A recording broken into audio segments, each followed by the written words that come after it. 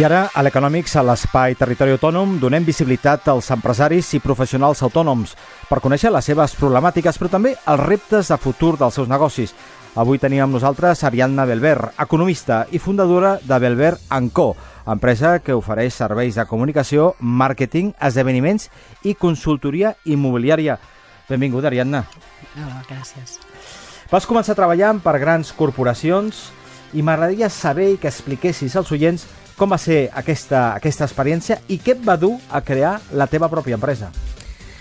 Bé, doncs la veritat és que l'experiència de treballar amb grans corporacions i tant sigui internacionals com locals t'aporta una visió molt àmplia de lo que és una mica les empreses i tot això, no? El que passa que al final, quan venen mal dades, quan ve la crisi, s'han d'aplicar mesures molt dràstiques i dintre de les mesures dràstiques doncs és reducció d'efectius, de personal, i aquí és una mica on em vaig trobar, no? O sigui que independentment de que tu facis molt bé la teva feina, que t'esforcis, arriba un moment que si no hi ha diners doncs han de reduir personal, vale? Llavors, què em va dur a crear la meva empresa? Doncs una vegada fora de l'última gran empresa que vaig estar treballant, m'havia de reposicionar una mica i buscar feina. Llavors era un moment de crisi, el que t'oferien les grans corporacions eren sous de becari.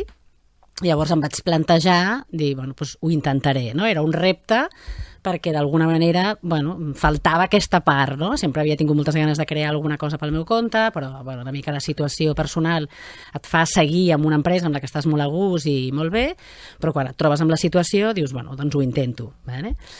Llavors, al principi, a través de Barcelona Activa, em van donar diverses idees, em vaig donar d'alta autònoms, el típic que han de fer tots, hi havia una tarifa plana de 50 euros per començar, dius, ho proves, i mentre són 50 euros, doncs, els costos es poden assumir, no? Però clar, després ja no són 50, o sigui, una vegada passats 6 mesos ja puja, els 6 mesos següents van pujant, i clar, trobar clients, doncs, és complicat, no? Llavors, jo primer vaig començar... Així tot vas decidir constituir la teva companyia. Sí, al final, primer col·laborava per moltes empreses, em trobava una mica la sensació de que era una mujer orquestra, i al final vaig dir, escolta, creo la meva marca i tiro endavant amb això. Que bé, i que valenta, perquè tu ja has avançat algunes de les problemàtiques amb les quals t'has trobat. Per exemple, ara parlaves dels costos de la seguretat social, no? Aquí, a la secció Territori Autònom, ens agrada molt que expliqueu aquestes problemàtiques que teniu i com les heu solucionat. Quines han estat en el teu cas i què has fet, Ariadna?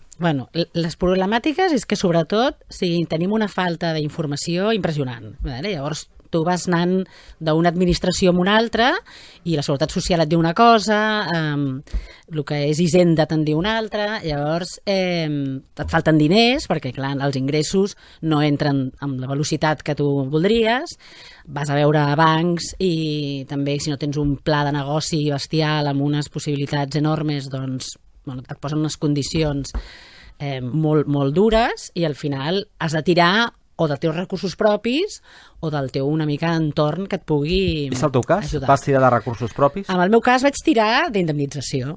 Vaig dir, doncs mira, com a mínim ho inverteixes en això, perquè també hi havia una opció que era capitalitzar l'atur, però capitalitzar l'atur després t'obliguen a estar 5 anys, com a mínim, lligat amb això, amb aquest projecte, i llavors en aquell moment dius, jo no sé si estaria 5 anys o n'estaré menys. Llavors vaig dir, tiro de recursos i endavant. Què més em vaig trobar? Em vaig trobar que, per exemple, si jo que sóc economista volia fer les meves declaracions des del meu ordinador, doncs no servia un Mac amb la pàgina web d'Hisenda. Llavors vaig tenir que trucar a tots els serveis d'informàtics d'Hisenda, de la Seguretat Social, i ells m'explicaven que llavors hi havia un firewall... Traves burocràtiques, clarament. Tremendo. O sigui, 0 facilitats. De tant en tant, evidentment, et trobes alguna persona... I això que volies pagar, Això que volies pagar. No, exacte. I a més has de pagar, que a més és una altra cosa que és el més dur, que tinguis o no ingressos, pagues igualment els autònoms. Déu-n'hi-do. Però bé, ja veig que has tingut l'agilitat de poder saltar aquestes tanques dels problemes, no?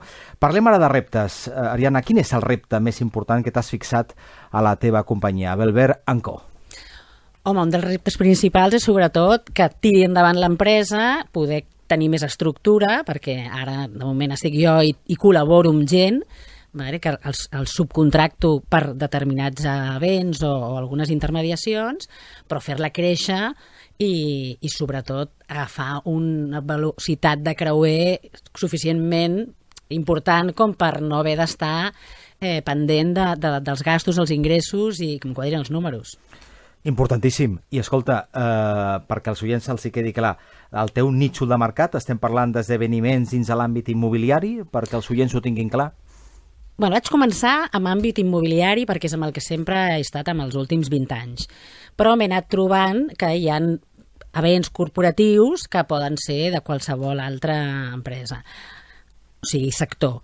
El meu nitxo, sobretot, és totes aquelles mitjanes empreses que necessiten un producte molt a mida.